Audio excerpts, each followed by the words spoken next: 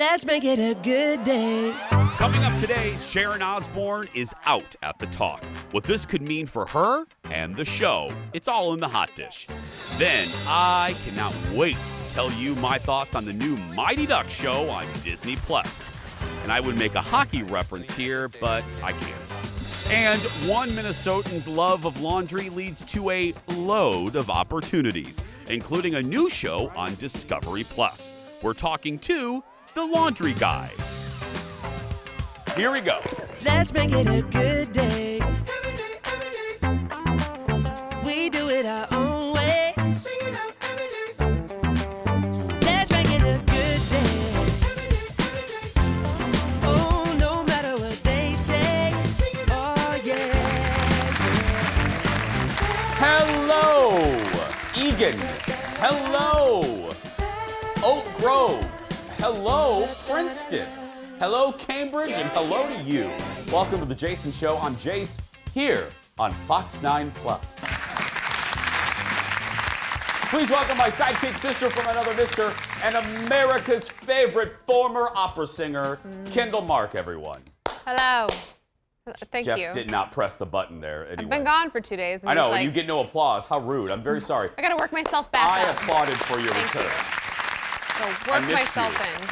It was good to see Shane. I missed you. I got in trouble because you and I joked on Wednesday that we have a running joke because we're like brother and sister. I fire her every other day. Yep. You know? Yep. And I fired you on Wednesday, and then you really were gone on Thursday, and people lost their mind. I know, and it was at like the end of the show too, so we couldn't even jokingly come back on and say something or along the lines of like, over. I'm really gone. No, like the show was over. Speaking of people having some fun, so last night I jumped on the Instagram, and I did that thing in Instagram stories where you can let people ask you questions. Yeah. So I was like, I think it's called Ask Me a Question. So people typed in a ton. They had some good ones, and there were two that I thought were one woman was so funny. I go, I love how shady you are, and she goes, I want you to tell me who is the meanest local celebrity that you know. I was like, wow, you shady little minx, you. And I said, well, I'm not going to do that. I won't name names because that's tacky, and I wouldn't want that done to me because other people don't like me.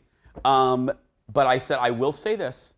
I said, I wrote this. I said, there's a former anchor that I was around that was probably the coldest and most artificial person I've ever met in my life. Not at this station. And I said, number two, let the guessing begin. And number two, there is a critic. I won't say food or film, but there is a critic who was consistently and incredibly rude to Colin when he worked in PR, when Colin was, So two of those people don't like. And there's a third, but karma took care of that person. So we don't need to worry about that person. But anyway. And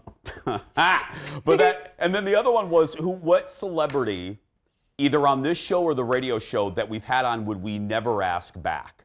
And I said Topher Grace.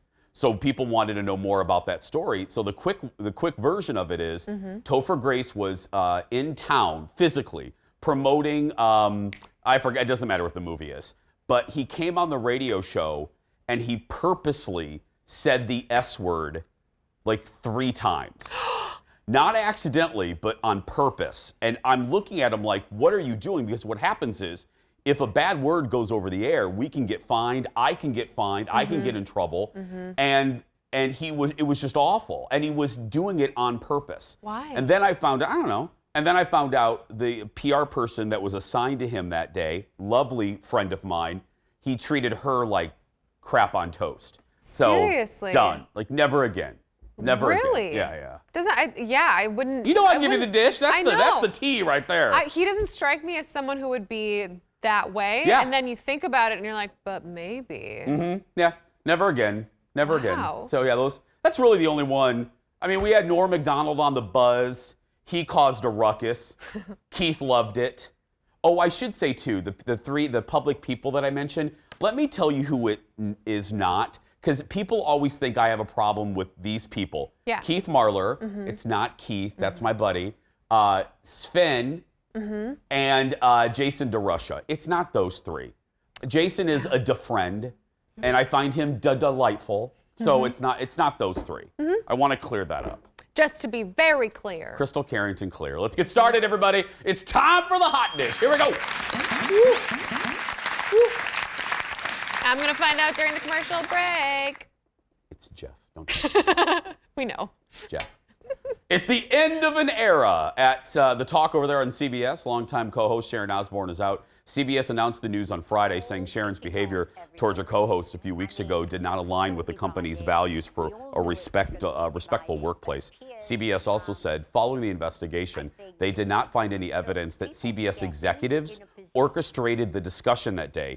Tensions ignited when Sharon defended Piers Morgan. Remember, Piers said stuff about Meghan Markle following the Oprah interview. Sharon was the only original member on that show left, and it would debut back in 2010.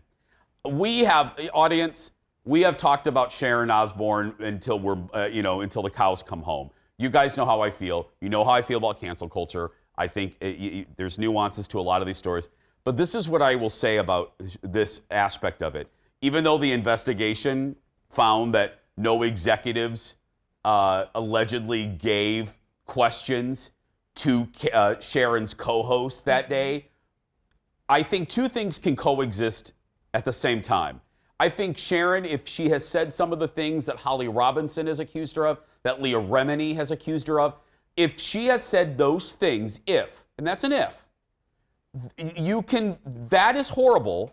You can, that's bad behavior. And at the same time, if the executives really did kind of set her up that day, that's horrible too. The two things can coincide. You know what I mean? Because I don't care what, I got a lot of flack for the last time that we talked about this because people thought I was buying into cancel culture. If you watch this show on a regular basis, you know that I don't do that.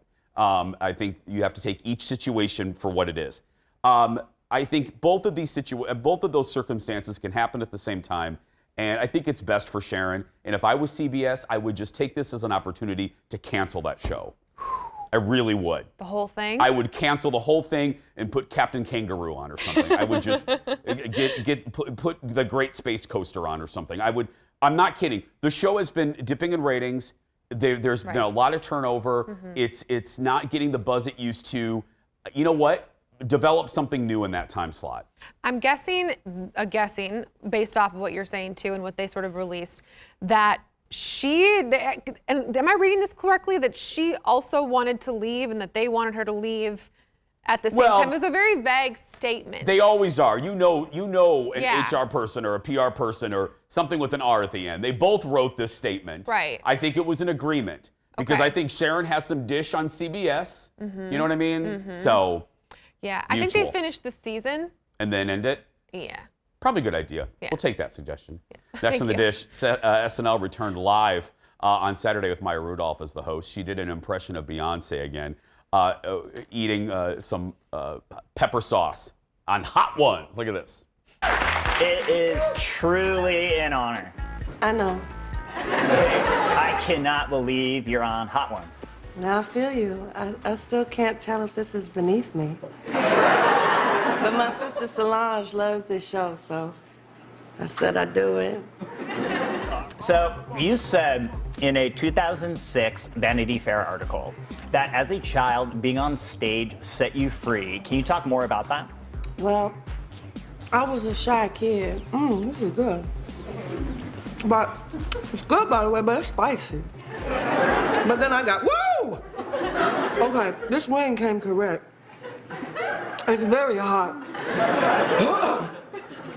I'm good, though. All right. You have some ice water and milk there if you need it. Yeah, I'm not gonna drink a big, fat glass of milk on camera. That's not a good look for Beyonce. Yeah, milk isn't like a sexy. So good. Probably my favorite of all of them. There's one more coming up in a little bit that will show you about the vaccine and baby boomers. But Maya, if you make a list of like former SNLers that Maya is right, top 20. I mean, she's just delightful. You know what I mean? Because she's one of those that seems to have really appreciated and loved her time on the show, and that comes across, you know? Yeah, I think a lot of the things that she said are sort of B-isms, right, for people who love Beyonce. My favorite part, if you watch the whole thing, was at the end with the wig. I won't Oh, give yeah. anything away because it's hilarious. But watch it with her wig and needing someone to take it off because she needed some She's on ice on fire. her head. Milk pouring down her. She's drinking milk finally. Yeah, Yes. it was good. Next in the dish, we are 2 episodes in to Disney Plus's new Marvel series, The Falcon and the Winter Soldier. I was skeptical that this show wouldn't live up to expectations. Well, I watched episode 2 over the weekend, and I hate saying this because, you know, I'm a proud nerd. I love all this type of stuff. Still not grabbing me, Kendall Mark, it's still not grabbing me. I like it. I capital L like it. But I'm nowhere near the love phase. We're dating right now. I don't know if there's going to be a third date, and if there is, I'm definitely not making out. Only if it's sushi. There's barely hand-holding right now. Oh. There's not first base. Nothing. Really? No. Rotten Tomatoes, 92%. You're against the tomatoes. That's fine. I've been against the Rotten Tomatoes many times. Star Wars: Rise of Skywalker. But no. I don't know what it is. I'm waiting for it to captivate me, and I'm looking at the clips now. I mean, it's fine. It looks, you know, the effects are great, but it hasn't grabbed me like WandaVision did. I was just going to say, do you think it's because Yes. WandaVision was And that's first? unfair. I admit that. It's unfair. But you're not going to try, are you? I'm going to pretend I am. Yeah, I'm going to give it a try. I'm going to remember to watch this show. Like every other show, I say I'm going to watch for this show. We have a lot more to come. Stay right there, everybody. We will be back right after these messages. The Monday Hot Dish is big enough to share. Coming up next, movie to TV transitions don't always work, but I'm thrilled to tell you there are exceptions, like the new Mighty Ducks show. I'll give you my review just ahead. Then, he's the Minnesotan with a passion for stains. Meet the guy who turned a love of laundry into a buzzy new show for Discovery Plus. And we heard you. You loved it last week, so it's back. Producer Ted watches another episode of RuPaul while I try to explain it to him. That and more when The Jason Show continues.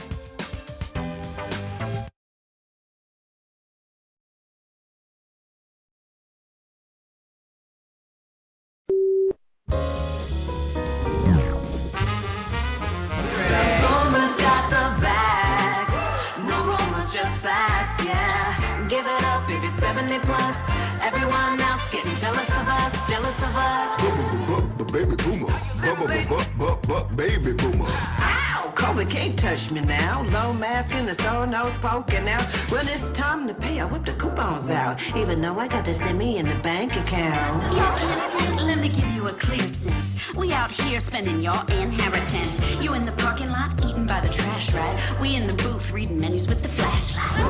Yeah, I know you missed us. Might book a trip on the Diamond Princess. Eat all the food, drink all the booze, sail all the cruise while you're still off the Zoom. Job, retired, Climate, denied, license, expired. but we still on fire. Stop by my house, give my grandkids a hug. Now get the out, I'm trying to have fun. That's right, the boomers getting that vaccine.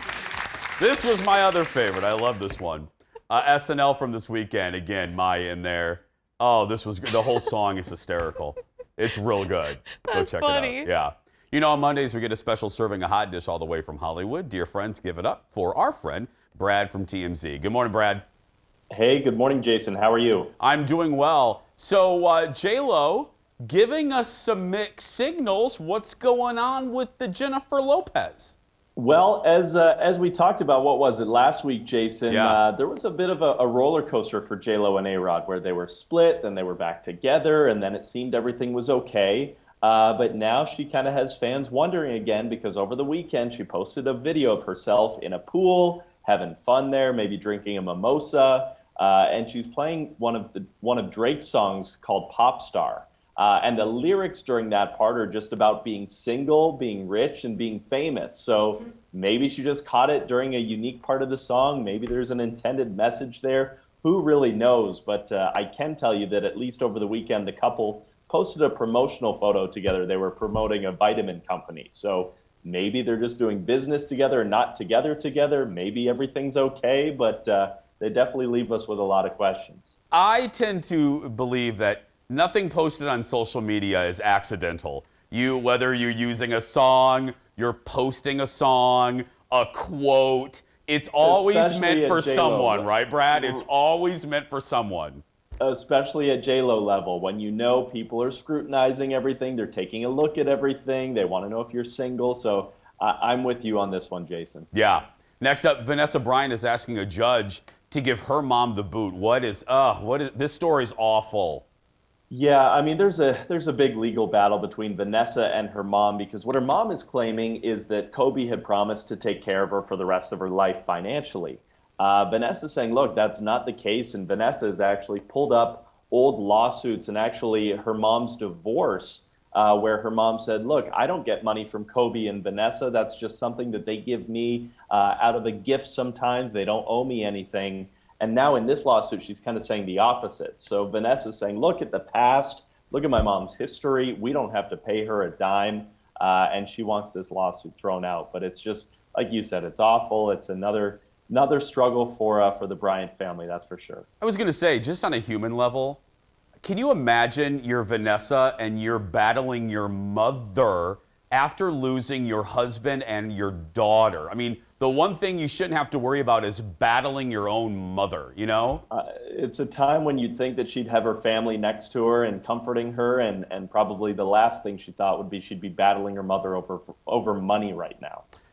And finally, a piece, I don't want to call it memorabilia, that's tacky, but something related to Notorious B.I.G.'s death is for sale. What's going on with this?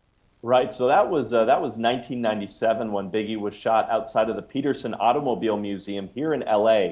And he was driving in an SUV, and actually one of the hubcaps from that SUV is now for sale. And if you know the vehicle, the hubcap had a sticker on it. You have it there.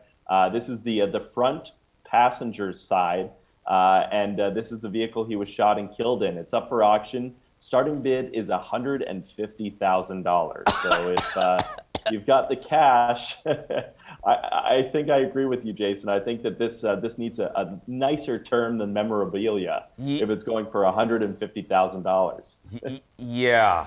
Oh. And it just seems a little tacky to me. Just a little tacky. I don't know. A little bit. Brad, have a good week. Thank you so much. Of course. Thanks, Jason. More on these stories, just go to TMZ.com, or as always, TMZ on TV. Check your local listings. Don't you think that's a little tacky? Bless you. Yeah, a little morbid. Yeah. Executive producer Jeff, allergic to our show. He's having, Tyler, is he having an allergic reaction to our show? He is, yeah. There's a cream for that. He's allergic to tacky. He's allergic to no talent right here. But that's tacky. Yeah. I don't love that. And I'm like, No. well, who has that and who's selling it? And Yeah. what? No. Next in the dish, drama following this weekend's episode of RuPaul's Drag Race. The Queens, now even if you don't watch the show, don't turn, because you'll see why. The Queens were, here's the deal. The Queens were required to roast a trio of famous queens, and it didn't go well for Minnesota's own Utica. Look at this. Nina West. Oh, yes. Oh.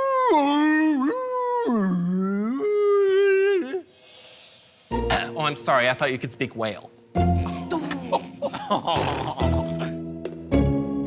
Valentina, you are such a beautiful sister. Thank you. But you have this diva attitude that's really hard to swallow. I do. It's just as hard to swallow as Lonnie Love's comedy career. You're the one bombing. I was here for that moment. Okay, cringeworthy. So let's say this first. Utica issued an apology on Twitter saying her jokes were in bad taste and her attempt at humor was horrible. Lonnie Love responded, "It's a roast, no offense taken." And another one of the queens that it was directed to, she also said, "Don't worry about it, it's a roast." Mm-hmm. There's a couple things I want to say about this, and there's a few ways to look at this. First, I had to ask myself, even though this is a story about a goofy show, you know how I feel about fat jokes. We don't do them on this show. I don't like body shaming issues. So I had to ask myself last night, if this was any other queen and not someone that I know and not a Minnesotan, would I come on the air today and rip them apart? I absolutely would. So I tried to be thoughtful in this. Number two, you do have to remember it is a roast. And I do give comedians a lot of latitude. Because there isn't a victimless joke. And roasts can be harsh. But here's the difference. If you're going to be harsh, that joke better land and it better be funny. Because if it doesn't land and it's not funny, it goes into harsh and mean territory. And that's what happened there.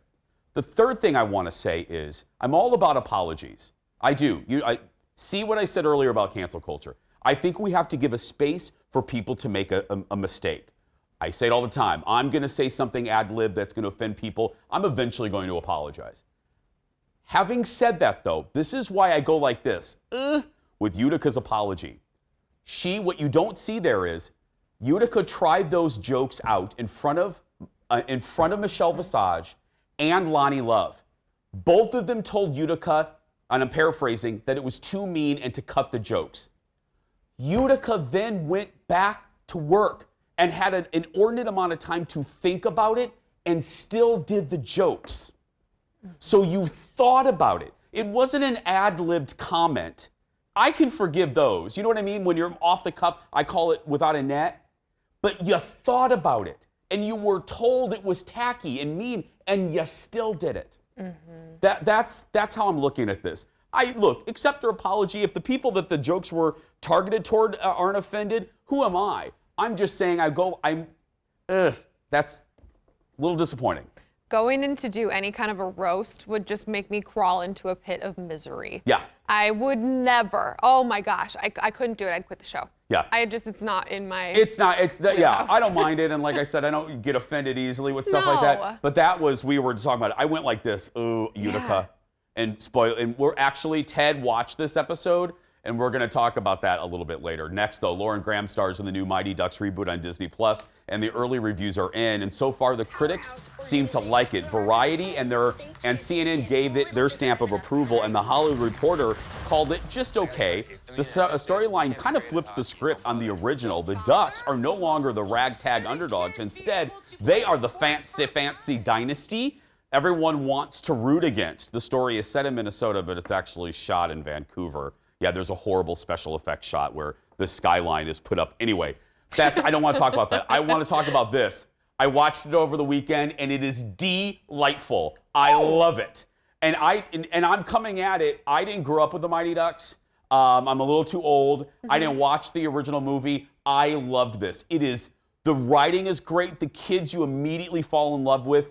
Lauren Graham is as charming as she ever was in Gilmore Girls. And all of you parents out there that are spending thousands of dollars on hockey equipment, you will so relate to her. And a lot of family shows can fall into the traps of corny writing.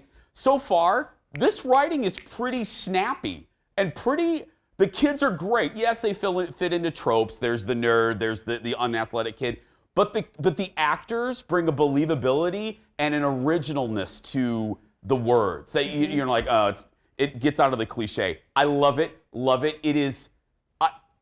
We got done and I went, I can't wait to watch the rest of the season. Huh. Yeah. I've heard on the Twitter sphere, people who grew up with the Mighty Ducks, loved them originally, also really like it. Yeah. Most of them. So. Emilio Estevez is back. He's great.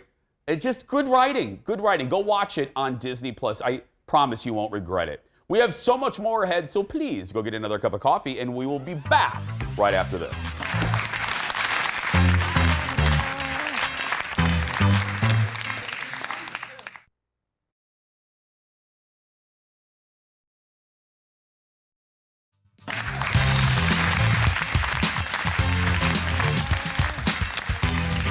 Well, for most of us, laundry is a chore, but for one guy in Minnesota, it is a passion. Patrick Richardson is known as the laundry guy, and he's now using his talents to clean just about anything in a new series on Discovery Plus. Look. So here's the blanket, and as you can see, it kind of sticks. You can hear it, you can touch it. It kind of has this plastic feel, and it sticks together almost like it's got a static cling to it. The blanket feels like plastic. It doesn't even really feel like fabric. It has been washed with some sort of very strong detergent and some strong fabric softener that has not washed out of it. I have never seen a synthetic yarn react like this. Patrick is helping people preserve treasured items in his new show, The Laundry Guy, that starts streaming on Wednesday. And we are delighted to welcome Patrick to the show. Good morning, Patrick. Hi. How you doing? I'm great. How are you? I'm well. Okay, I always like a good Discovery story, no pun intended. How did Discovery find out about you? Well, it's really funny. I used to teach laundry camp in my store in Mall of America. And one of the producers was invited by one of her friends, and she came to laundry camp. She thought it was so much fun that she asked me if I'd be willing to talk about a show. And so, fast forward 3 years, and here we are. Yeah, and shameless plug, Mona Williams is the store. It's a great store. Go support Patrick. I believe, we have something in common. I believe all good things start with grandmas. And correct me if I'm wrong, Patrick, but your love of laundry started with your grandma. Am I right? Absolutely. I mean, we both love grandmothers, right? Yes. So it's a great starting point. Yeah, one of my earliest memories was when I was about 2.5, was handing clothespins to my grandmother as she was putting clothes on the clothesline. And I know it was about then because that year when I turned 3, Santa brought me a washing machine for Christmas. So I know I was about 2.5 when that happened. Oh, I love it. And then your love. When did you realize that you were pretty good at it, though? She was really good at it. So I guess, when I went to college, I studied merchandising and textiles at University of Kentucky. And I realized that I knew a lot more than other students that I was in class with. And I was asking my professors for kind of like advanced help. So then from that point on, it was just kind of trial and error with sort of my own wardrobe. It kind of,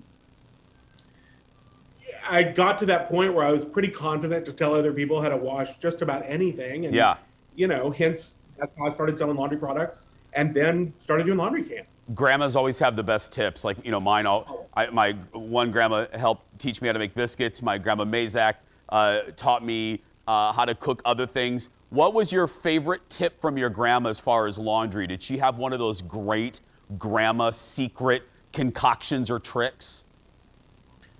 She had several, but really, I mean, I'm going to give you two because I can't give you one. Yeah. Because one is a laundry tip.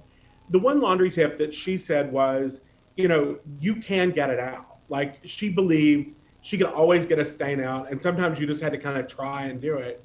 But, the best tip that I took from her is she would wear anything she owned. She was fearless because she felt like that she could take care of her laundry.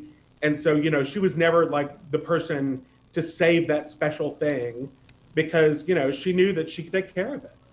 Well, and I love this too, Patrick, because when I was reading the concept of the show, I was like, wow, this is a good idea, but how do you kind of make a show about it?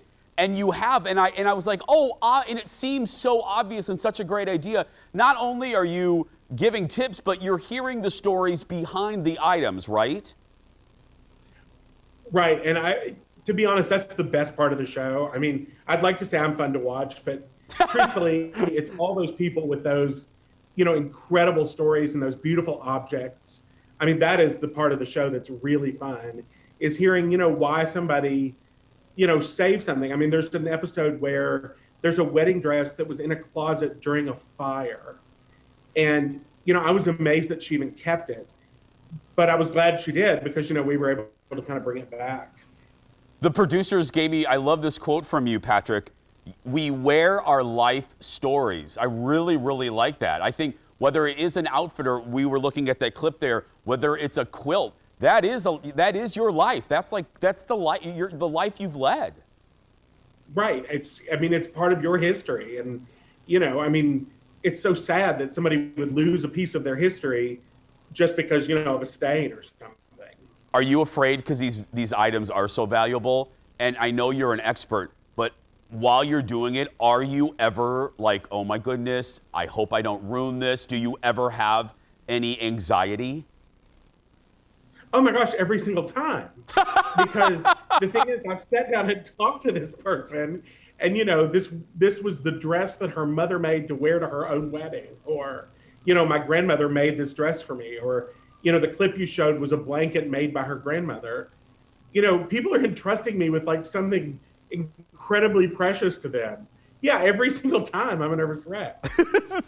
Well, The Laundry Guy premieres Wednesday on Discovery Plus. You know how we love Discovery Plus around here. Patrick is sticking around after the break. More of his laundry tips. I actually have something that happened yesterday I'm going to ask him about. And we'll talk about his new book as well. That and more when we return. Back after this. Mona Williams.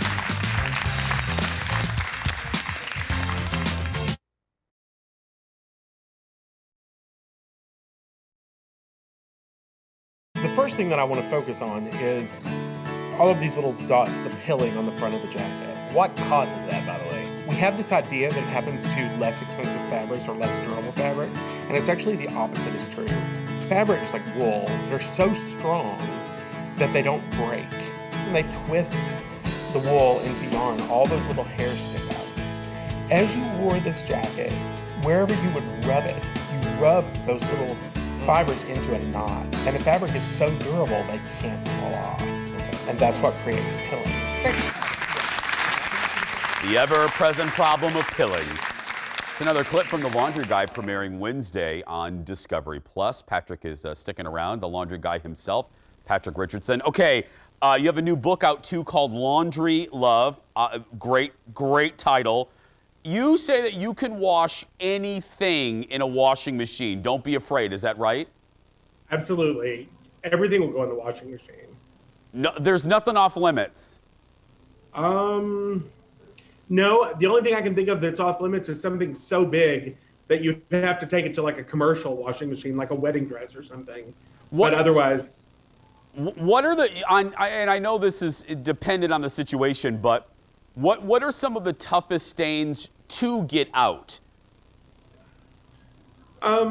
Probably what I would call the big three would be red wine, barbecue sauce, or lipstick. Believe it or not, you treat them the exact same way.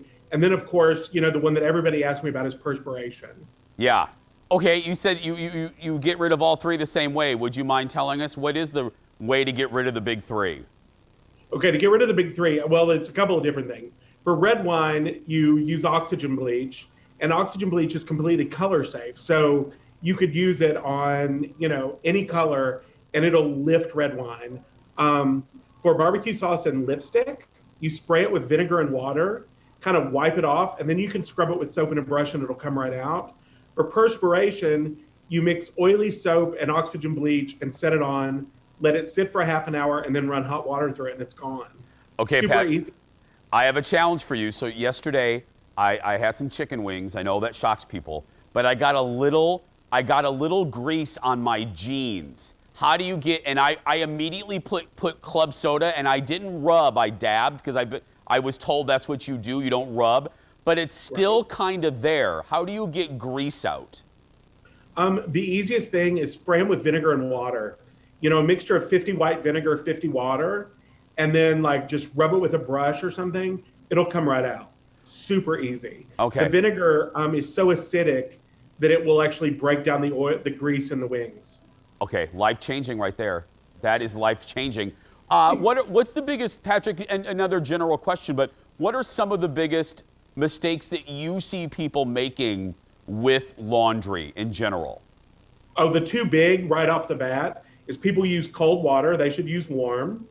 And they use way too much detergent. Oh, really? We think more is better for detergent, but if it won't rinse out completely, like a lot of times people come to me with crunchy towels, and it's because detergent is left. The manufacturers tell you should use about this much. You should really be using about that much because it'll totally get the clothes clean. And then once it rinses completely, you get the fabric back. And the warm water helps activate the detergent and allows you to go to a shorter cycle. You are changing lives right here. Yeah, I can see. I always love knowing when there's a moment where people are going, I didn't know that. You've mentioned some of them like oxygen bleach. What should every laundry room have? So give me some of your favorite tools. A spray bottle of vinegar and water, a horsehair brush, a bar of laundry soap, a plant-based laundry detergent, and the funny one is a spray bottle of vodka. Okay, Patrick, isn't that a waste? I mean, I'm just joking. I'm kidding, Patrick. No, why vodka? Vodka will remove the odor from anything. And a lot of times, like, you may want to wash, like, let's say that you wore your suit to, a restaurant and you left and it smelled like the restaurant.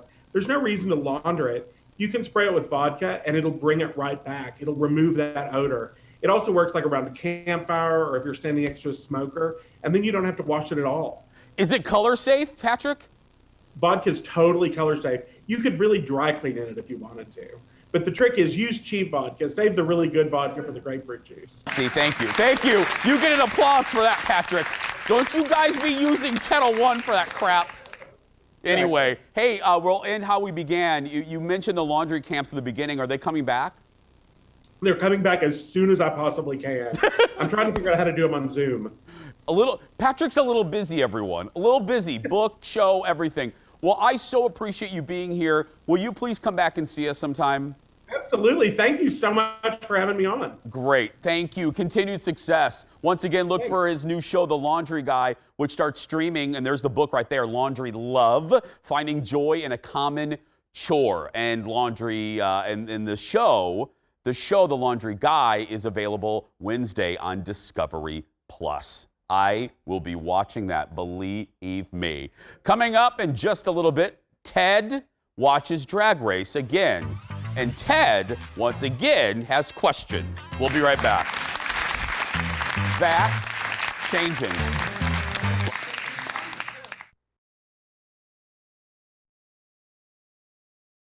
Like I want to do a nice tangerine. And start with this base. Ow. Wow. Feels good. And I'm going to finish that off with some green. Wow. Okay, on the other side. Lipstick.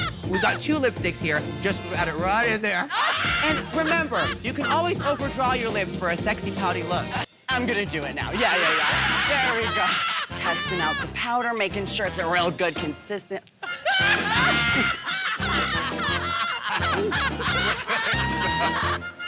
Just roll that on.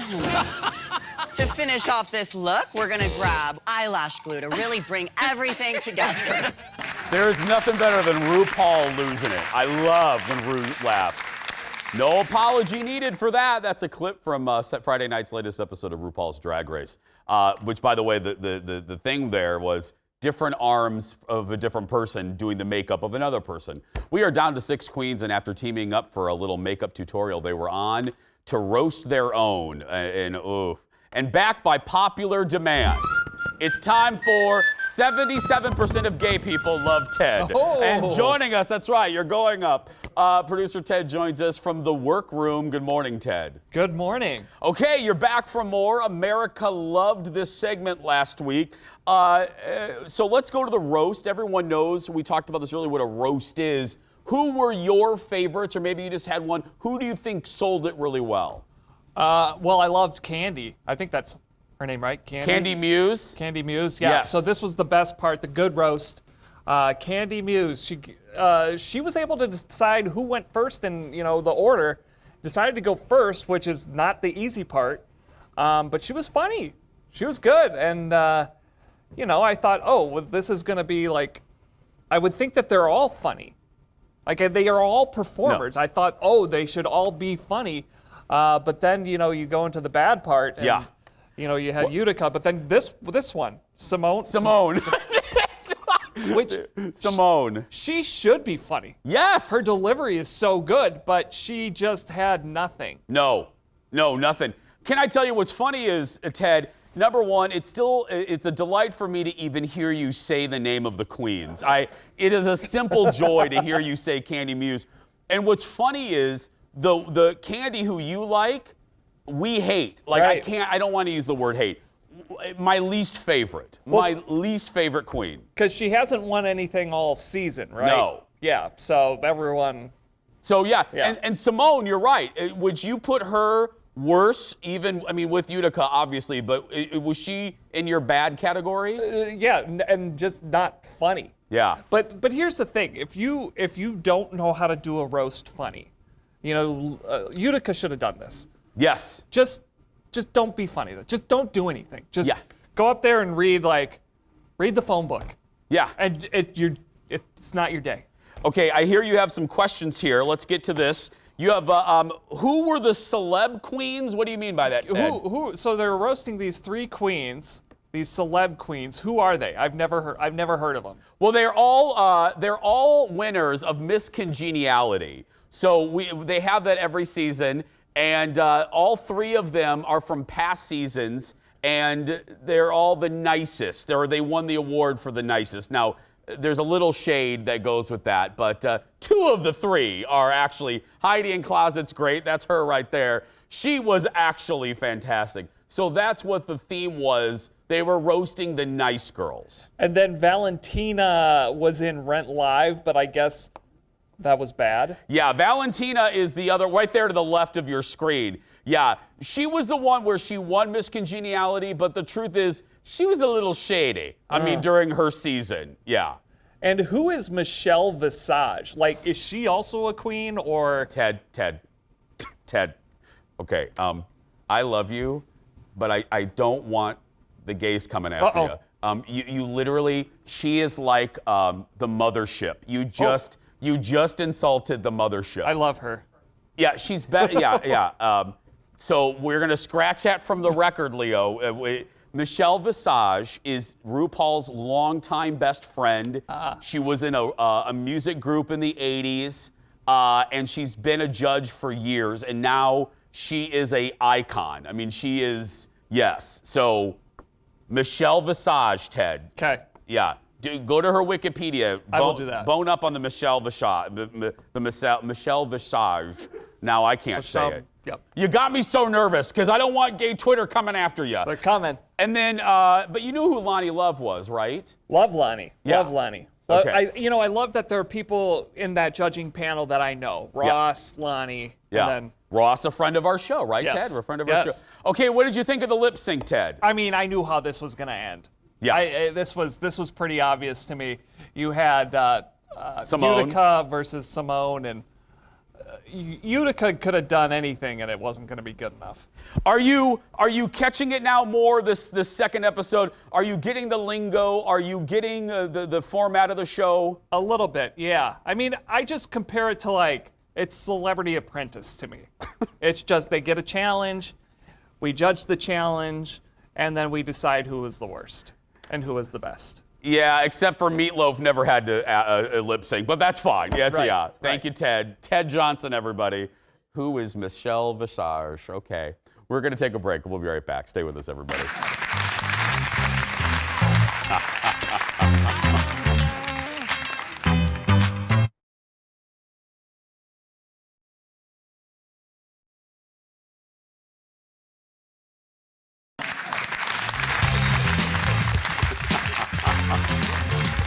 Welcome back, everyone. Don't forget to sign up to be a part of the Jason Show virtual audience. This is how you do it. Go to our Facebook page. How do you find that, you ask? Well, you just search for Jason Show. Hit that like button and sign up for a certain day, and you'll be a part of the show. We're now going to be doing, should I tell them now, Jeff? Is it okay to say no? Just sign up. Yeah, we're now going to be doing virtual audiences on Wednesday, Thursday, and Friday. That's right. Jeff got very nervous. He thought it was... No, I just want to tell you what days we'll be doing the audience. Now, Wednesdays, Thursdays, and Fridays, okay? There we go. Ready for the question? Yes. Our bubblegum goodbye. It's upside down. If you had to change your name, what would your new name be? The answer when we return. Garfield.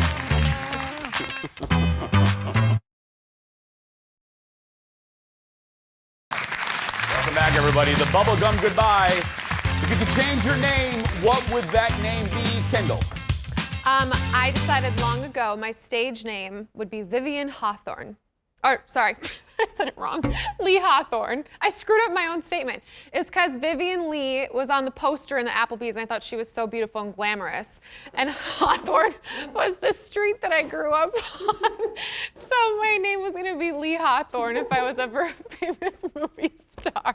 What? It's so funny. The Applebee's poster, is that what got you?